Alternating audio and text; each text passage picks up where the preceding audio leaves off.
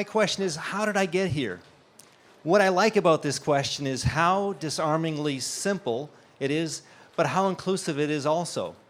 We can say, well, I walked here or I drove here, and we will have completely answered that question. Or we can reflect more deeply, and I might say, I never met either of my grandparents, my grandmothers. They both died before I was born. They were powerful women, and even though they weren't physically present, I was held in this knowledge that life is short, so we need to be quick to love.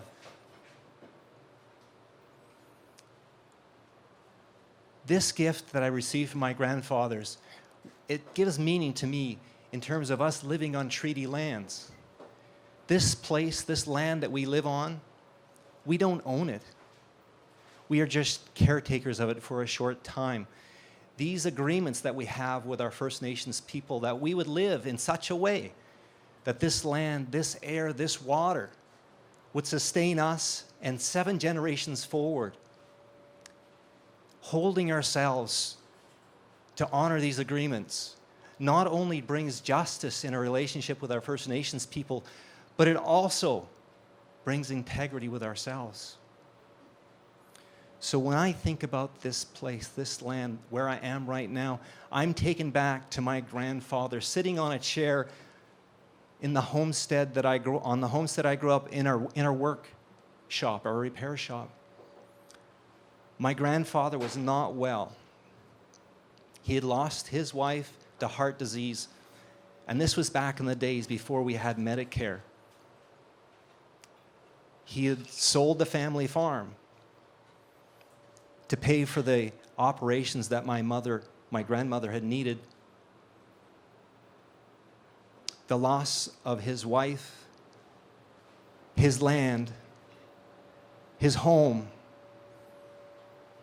and his livelihood had taken a toll, but there was a twinkle in his eye as he was sitting there. And that twinkle was because my parents were reaching for a dream. They were poor, but they wanted to be farmers. And they had bought farmland in northern Alberta. It was covered with trees, so it wasn't very expensive. And so that's where I grew up. I grew up in the land of the bears, in the land of pulling stumps and moose. And so when I think about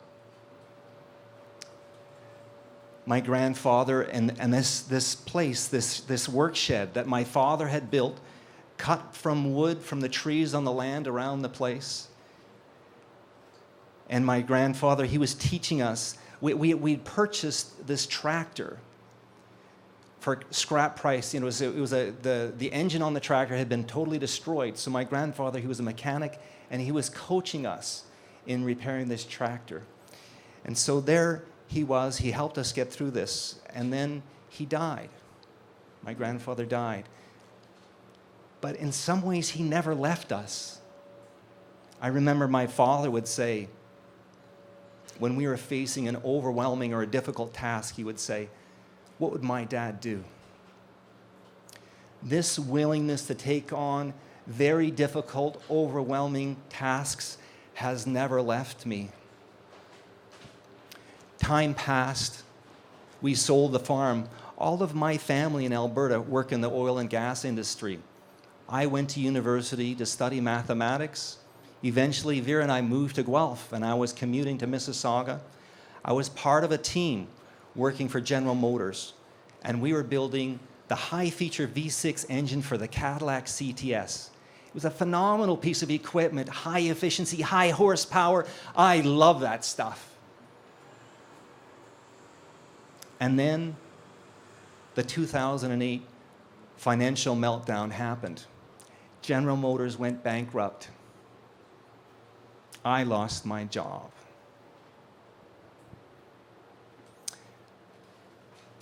I was terrified. I didn't know what I was going to do.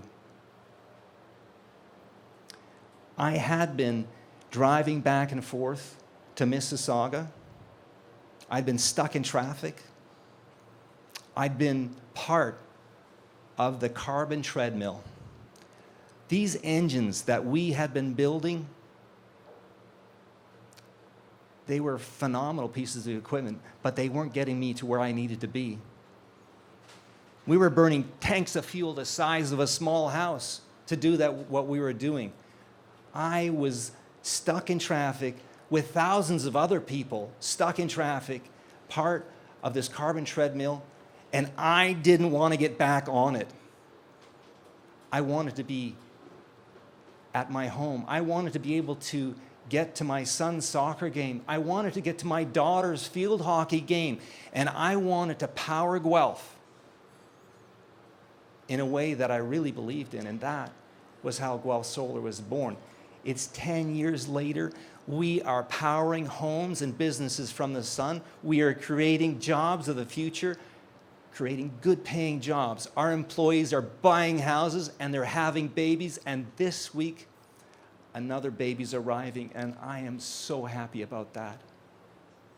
But there's more that we need to do.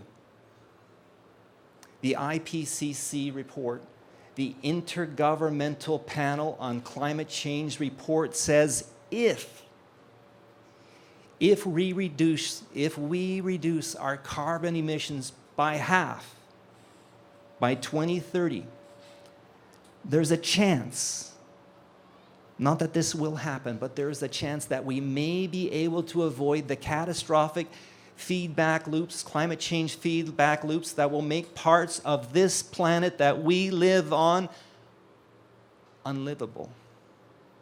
Mass flooding, hundreds of millions of people without a place to live, places on our planet so hot they will not support life. These feedback loops, our tundra is melting. As it melts, it releases methane gas. And rotting material releases carbon dioxide. We need to act quickly. We need to act right away. There is still a chance that we can avoid these catastrophic effects. When I think about this, when I think about my family in Alberta who work in the oil and gas industry, and I think about the science saying we have 10 years for this transformation, I can feel overwhelmed. And the gift from my grandmothers is with me, knowing that life is short. We need to be quick to love. My grandfather's twinkle in his eye is with me, saying, we can still fix this thing. We can do it right. We need to. We absolutely have to. So I am standing here before you in hope.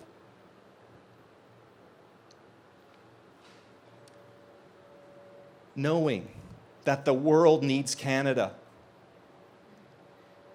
And Canada needs Guelph to lead.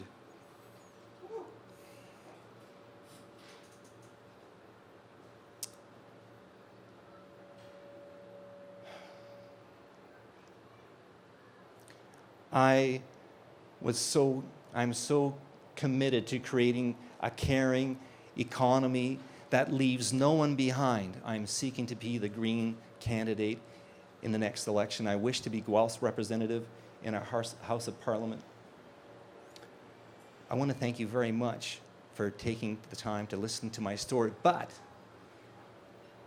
how did I get here? I rode my bike.